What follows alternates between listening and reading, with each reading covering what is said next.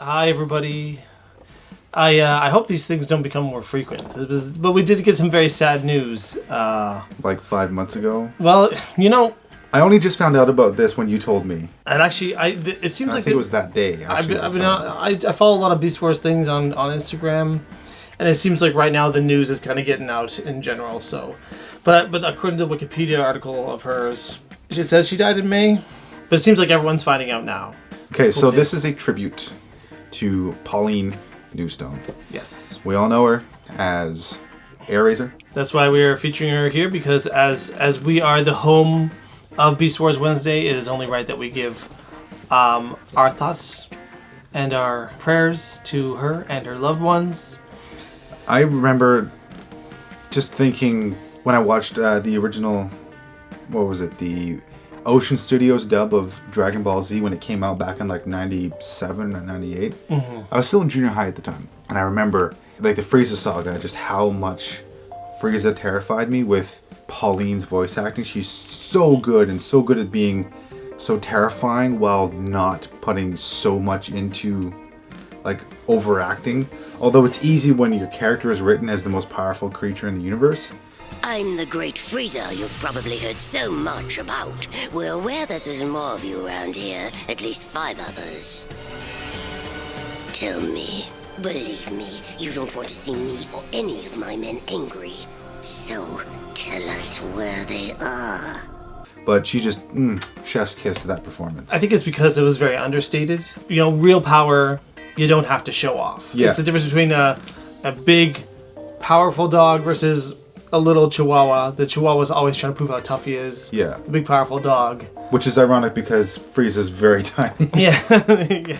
Yes, well, I think that's kind of the cleverness in that character, I think, as well. I remember so much excitement when Airazor came to be a member of Beast Wars. Airazor. Maximize!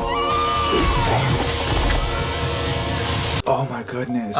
Because just something about her breathy voice. It was elegant and graceful. Yeah. And Airazor. And also it's like, oh, finally another female character. It's like Black Arachne was so, you know, she was cool to have around too, but it was added more variation to the cast and you know, a lot of people argue that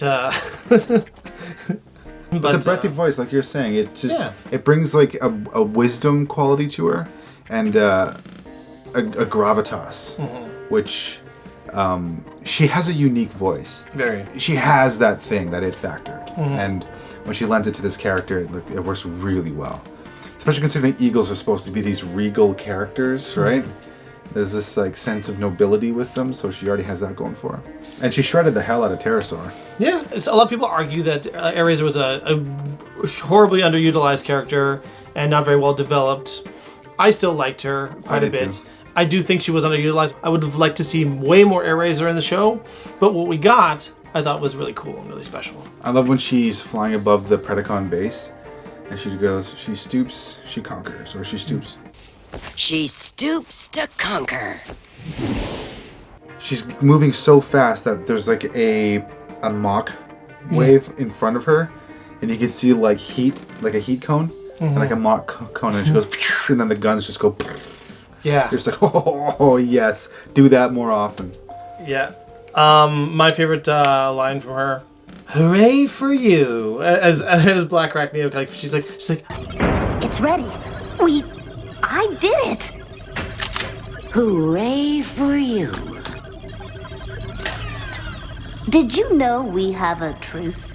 Yeah. I just thought the way Airazor said that line, or Pauline said that line for Airazor, you actually sounded really good. Like, you sounded just like her. Oh, really? Yeah, that was actually pretty good. Oh, okay. Perfect inflection. I've seen Beast Wars a few times. Yeah. I know the lines pretty well. I was always a big fan of Airazor. I would have liked to see more of her in the show and have more of an arc that was more than just like falling in love with Tigatron. Mm-hmm. But what she did bring something special to the crew, though. Like with so many cartoons, like there's only so many we could really deep dive into as kids. But you know, you recognize a bunch of the titles. For example, Ranma 1/2, she did a voice Centaro's grandmother. Captain N, the Game Master. Do you remember Captain N? It was all about a kid who played Nintendo and was like sucked into the Nintendo world. Oh, really? Yeah. I remembered that for some reason. Yeah, Bucky O'Hare in the Toad Wars played Captain Linnell. Okay. I vaguely remember watching Bucky O'Hare. Did lots of voices for The Adventures of Sonic the Hedgehog. Mummy's Alive. Did you watch Mummy's Alive? Yes. She was Hecka. Yes. Oh, are you having the dream again? You can't know what it's like. Over 3,000 years without the sun. No wonder you've got such a lousy tan. X-Men Evolution, she played Agatha Harkness. So there you go. Who's that? She was more recently in the MCU through the WandaVision show. I think Agatha was. I didn't watch it. But Agatha was one of the antagonists in it, and she's like an evil witch. Ooh. I've heard of Class of the Titans, but it's a little after our generation.